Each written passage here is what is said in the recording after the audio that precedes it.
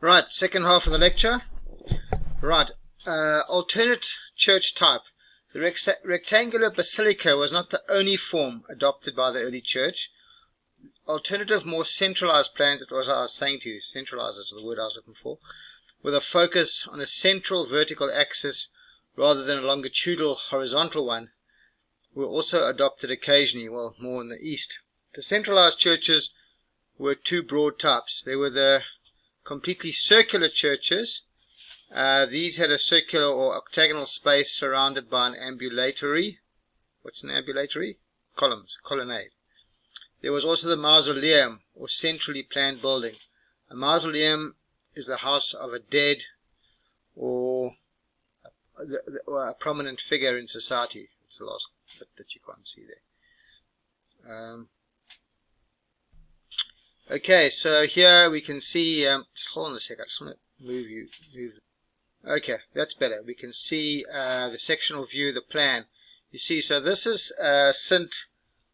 Costanza in Rome. So this was a centralized one and it was in Rome. Okay, so I might stand to be corrected here. And a fully circular church. There's an entrance area. We'll move that out the way. Come on. But you can see that it's very circular. There's a colonnade around a central dome on the inside, and that'll probably be a clay tiled roof on the outside, and externally octagonal or hexagonal roof structure. Most of the time people stood during services, which they do today quite often in like the Russian Orthodox Church. Here's a picture of St. Costanza. It's still standing today. You can see the bricks are quite thin and narrow, so it would have taken them a while to build. And you can see there's been changes. There was an arched entrance and it's been changed to a rectangular one.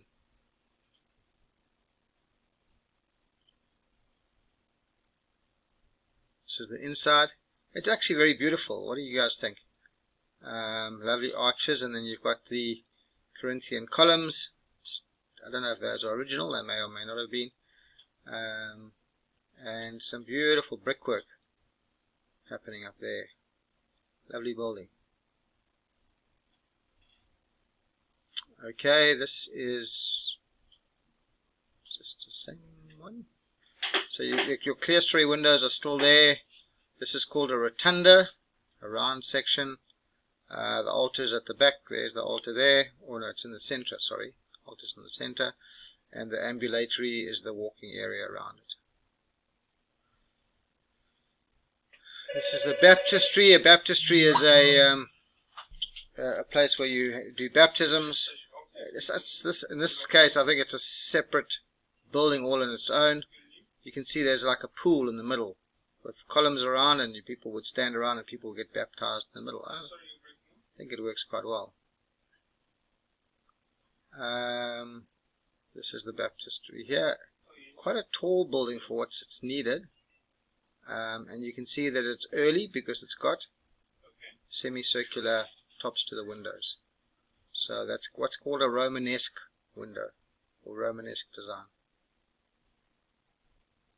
In Christian architecture, the baptistry is a separate centrally planned structure surrounding the baptismal font. The baptistry may be incorporated within the body of the church or cathedral and be provided with an altar as a chapel. Lateran baptistry, the first structure expressly built as a baptistry. It was built by Emperor Constantine in 315. That's earlier. So the thing's been around like 1,700 years. Okay, there's the plan. So that's the baptistry. There's an entranceway there, some ancillary rooms, and looks like this might actually be an outside courtyard. And that's it there. Mausoleum of Galla Placidia. So this is a place where somebody's been buried. Arches, so this is all Romanesque style, quite heavy, as you can see, quite a lot of masonry. Basilica of, go away, San Vitali. Look at the beautiful interior. You guys need to go to Rome. I need to go to Rome and look at this stuff. Now we're getting to some bigger stuff. Sure.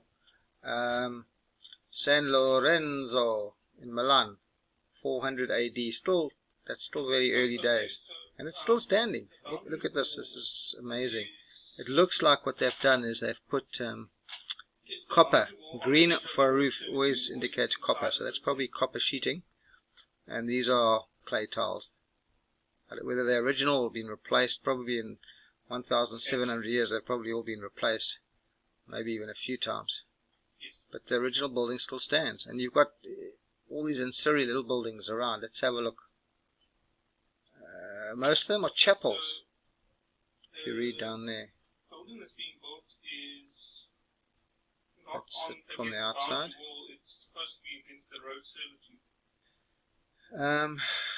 Alternative design, San Stefano Rotundo. Just hold on.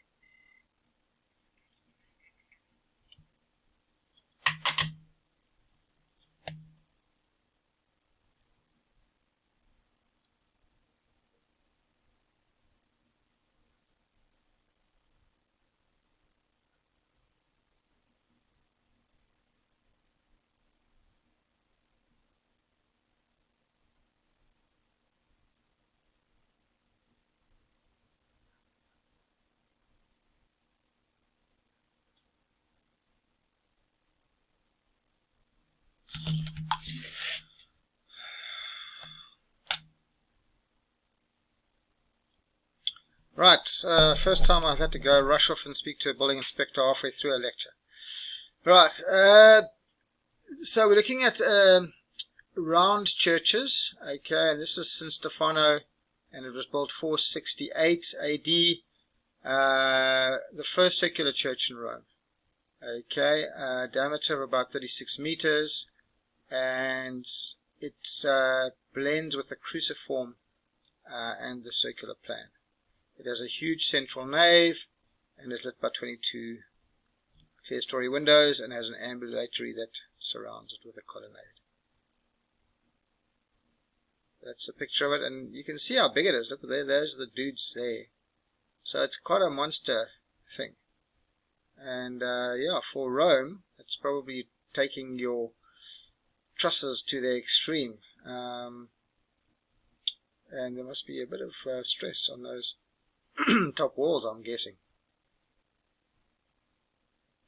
And that's it today. It's still standing. Can you believe it? There's the bell tower. Right, Byzantine churches. How much time we got left? We only got a few minutes left. Okay, this after the death of Constantine, the Roman Empire was split into the eastern and west, as we discussed. The western half declined with the Goths and Germans coming in, and basically Western Rome collapsed, whereas Eastern Rome went on to be around for another 1,000 years. It was called the Holy Roman Empire, and somebody said it wasn't holy, it wasn't Roman, it wasn't an empire, because it wasn't really Roman. The Romans were from Italy. Anyway,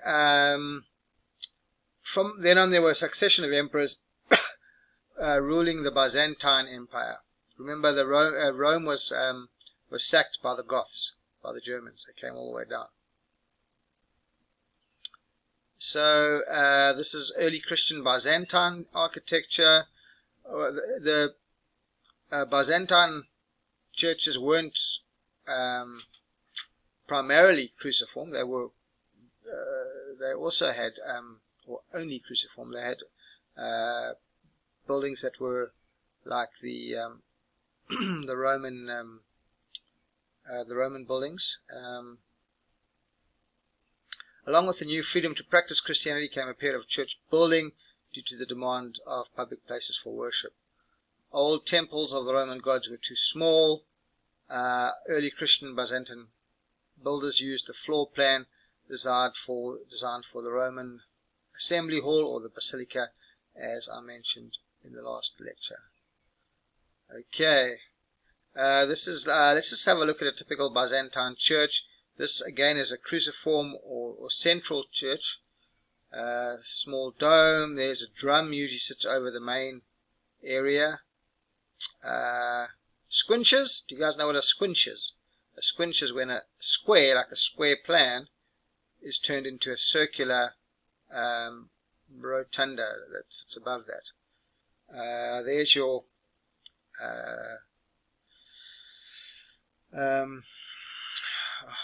altar, and there's your entrance.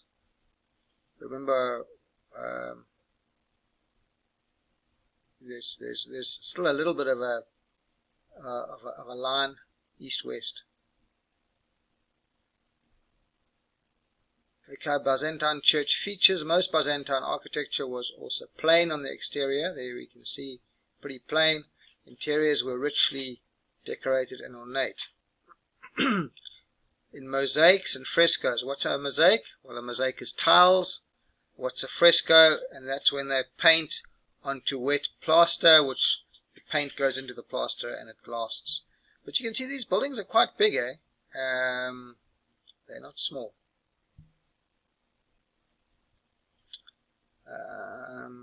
Hold on a sec, just let me. Okay, I've just moved the building up so we can see the whole page. Byzantine church features.